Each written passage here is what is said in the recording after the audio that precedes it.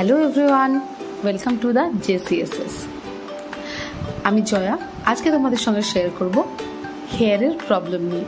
তো আমার কাছে একজন ক্লায়েন্ট এসেছিল এয়ারপোর্ট থেকে। তার হেয়ারে প্রচণ্ড স্ক্যাল্পে ড্যান্ড্রফ, তোমরা দেখতেই পাচ্ছ যে স্ক্যাল্পে একদম ভর্তি ড্যান্ড্রফ ছিল।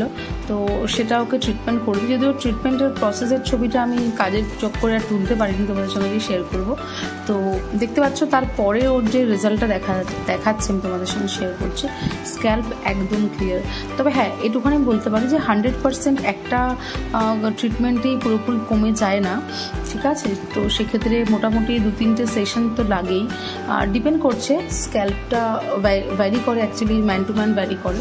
তো তোমরা দেখতেই পাচ্ছ যে স্ক্যাল্পে আর কোনো জায়গায় ড্যান্ড্রফ নেই, কোথাও হেয়ারের একটা দুটো জায়গায় হয়তো বাইরে রয়েছে, বাট সেটা ড্রাই হয়ে গেছে এখন হেয়ার, তো অটোমেটিক্যালি ও পড়ে যাবে, অসুবিধা কিছু নেই।